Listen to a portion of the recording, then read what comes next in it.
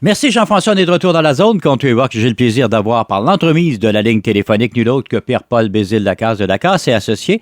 Mon cher Pierre-Paul, bonjour. Bonjour Denis. Hey Pierre-Paul, on va parler encore une fois finance au cours des prochaines minutes, mais quelque chose d'intéressant. On a parlé de différentes choses, faillites, différentes façons de rencontrer les problèmes, mais aussi question de gestion de portefeuille, on en parle beaucoup.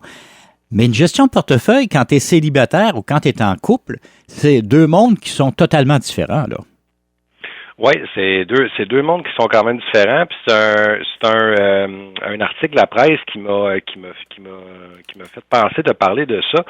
Dans l'article de la presse, il y avait des petites statistiques. Il y en avait des plus intéressantes que d'autres, là. Notamment 34% des célibataires placent moins de 25 $ par mois en épargne, alors que pour les couples, c'est 27%.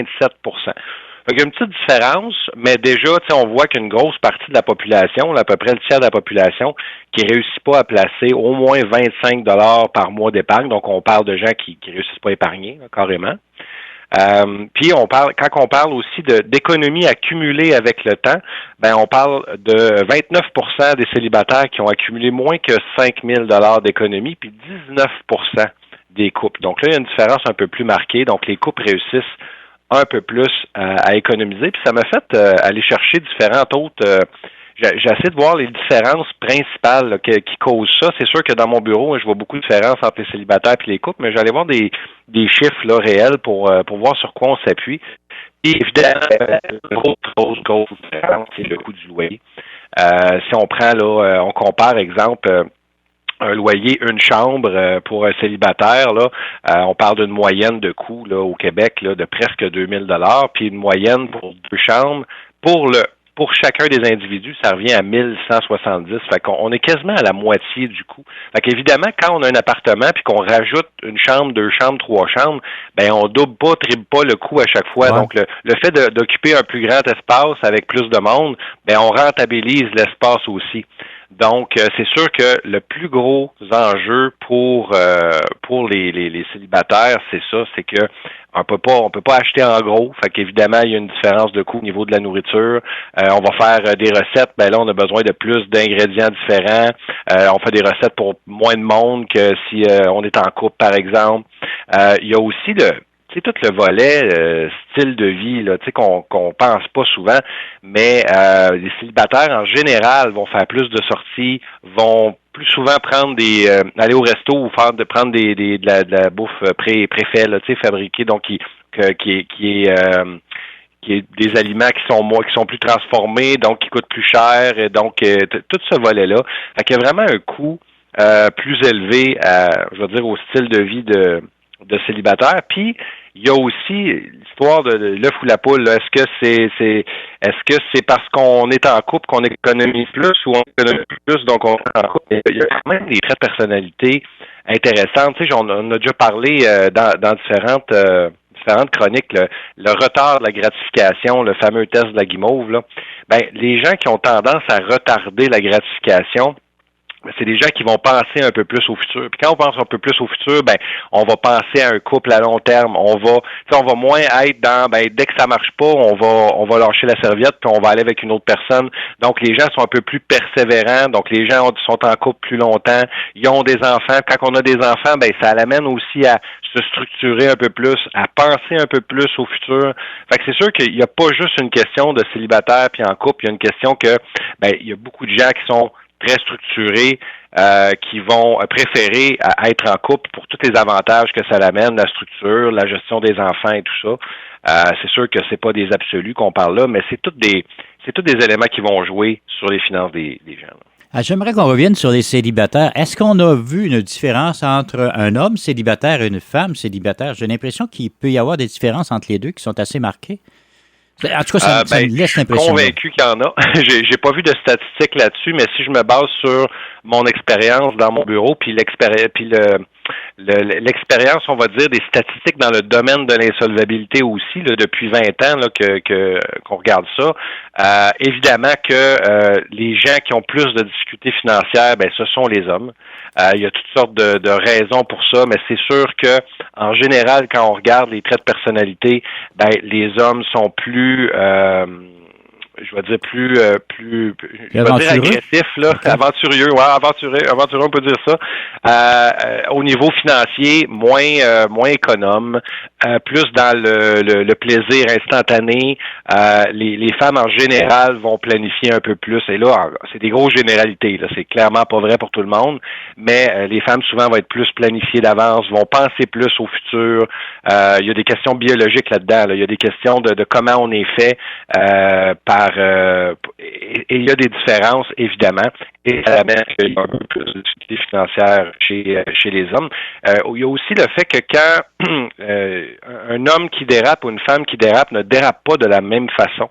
Et il y a beaucoup de comportements chez les hommes dans tout ce que moi je vois comme des dérapages. Par exemple, on se sépare puis on perd le contrôle. Ben, chez les hommes, ça va se traduire dans beaucoup de dépenses du genre alcool, drogue, jeu. OK, alors que chez les femmes, on voit quand même un petit peu de jeu, on voit quand même un peu d'alcool, mais on voit plus des achats compulsifs, du personnage, des choses comme ça. Donc, c'est pas la dérape n'a pas la même violence, on va dire ça comme ça. Okay. Dans les gens, en tout cas, que moi j'ai pu voir, là, depuis dans les 20 dernières années. Là. Donc oui, il y a une différence quand même là-dedans. Puis pour ce qui est de l'agissement comme tel des célibataires dans un contexte sain, ben là, j'ai pas de données là-dessus, malheureusement. L'autre question qui me vient instantanément à la tête, est-ce que le revenu de l'homme est toujours plus haut que le revenu de la femme? Est-ce que c'est encore vrai, cette réalité-là? Cette ancienne réalité-là est-elle encore réelle aujourd'hui? Oui, c'est encore vrai, mais tu sais, ce qui constitue la différence, c'est encore là, c'est beaucoup plus une question de personnalité puis de différence de vie. Ce qui est le gros facteur, la grosse différence entre les hommes et les femmes, là, c'est la charge des enfants. C'est la grosse différence. On est encore dans un monde où la majorité du temps dans un couple, la femme va plus s'occuper des enfants. Et quand je dis des enfants, là, je dis tout ce qui est alentour de ça. Fait qu'il y a des choix de couple qui sont encore plus orientés dans cette direction-là. Il y a toutes sortes de raisons de société là-dedans, mais il y a aussi des raisons biologiques que les gens, des fois, aiment moins parler. Mais, tu sais, il y a des classiques, là, comme exemple, les femmes, en général, sont hypergames. Donc, ils vont vouloir se matcher avec quelqu'un qui a un statut socio-économique équivalent ou supérieur. Ben ça vient avec le fait que en général, les couples, l'homme va gagner plus que la femme. Donc, c'est structuré comme ça d'un point de vue biologique. Fait que c'est sûr qu'il y a des différences, il y a des éléments de société qui viennent aplanir ça, mais encore, on voit des différences là-dessus. Les hommes, en général, font plus d'heures supplémentaires. Puis, on le sait aussi que, exemple, 10% d'heures supplémentaires de plus va amener à une augmentation de 40% du revenu. Donc, des gens qui sont habitués de faire un petit peu d'heures supplémentaires sont beaucoup avantagés. Puis souvent, c'est les hommes qui vont accepter de nuire à leur santé, faire un peu plus de choix moins bons pour eux, on va dire, donc faire plus d'heures supplémentaires pour faire beaucoup plus d'argent. Donc il y a beaucoup une question de choix comme ça. Il y a aussi toute la question, quand on regarde les moyennes de toutes le volet de danger, de l'aspect dangereux d'un travail, tu sais, les gens qui sont plus policiers, les gens qui travaillent sur des plateformes pétrolières, des gens qui font de la pêche en haute mer. Donc, il y a des primes de risque beaucoup. Les mineurs sont chez nous, on a un peu ça. Les primes de risque, c'est des choses qui peuvent valoir extrêmement cher, mais ça a des risques sur la santé et sur la vie aussi. Des gens là. Donc, il y a encore des différences. Ces différences-là sont portées, selon moi, à rester, parce que quand on regarde les statistiques, notamment dans les pays qui ont le plus prôné l'égalité, les pays scandinaves et tout ça, l'écart entre les hommes et les femmes s'accentue et ne se diminue pas. Donc, il y a vraiment une différence biologique. Quand on laisse les gens là à leur faire ce qu'ils veulent à leur volonté, ben évidemment que les hommes sont plus portés vers des choses, les femmes sont plus portées vers les gens. Ben les gens, c'est que ce soit une profession de médecin, infirmière, il y a quand même des professions qui peuvent être très lucratives là-dedans, mais quand on est porté vers les choses comme ingénieur ou ce genre de profession-là, ben c'est pas la même façon de créer de l'argent, fait que ça crée des inégalités forcément. Bon, donc ça aussi, ça fait une différence là, lorsqu'on parle de couple célibataire à ce niveau-là.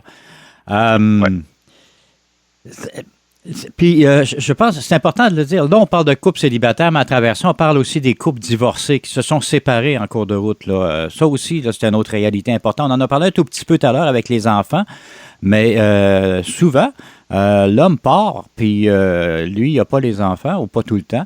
La femme semble prendre la responsabilité des enfants beaucoup plus souvent.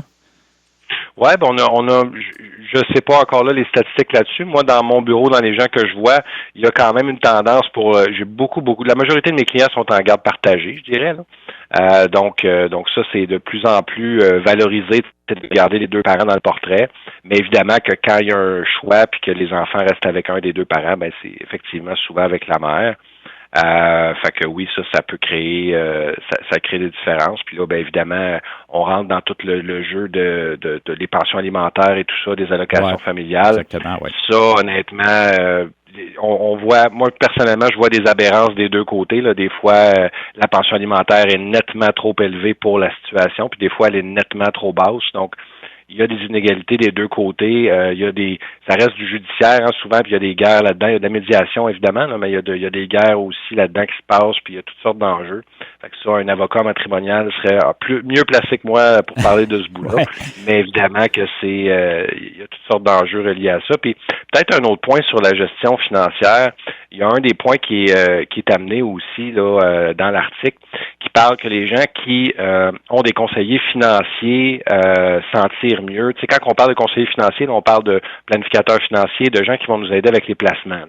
Bien, évidemment que si on a quelqu'un qui nous accompagne, peu importe dans quelle sphère de notre vie, là, que ce soit un psychologue, un intervenant, un thérapeute, un planificateur financier, n'importe qui nous accompagne, bien, en général, on a des meilleurs résultats parce que juste le fait d'avoir quelqu'un avec nous, comme exemple un planificateur financier, qui nous sensibilise à mettre de l'argent de côté à tous les mois, par exemple, qui nous fait des calculs sur comment ça va se répercuter à la retraite, ben juste ce volet-là va nous amener tranquillement à vouloir économiser plus puis à avoir un objectif de fixer en avant de nous. Puis si c'est clair puis qu'on a un objectif puis qu'on sait pourquoi on fait ça, c'est beaucoup plus facile de le faire.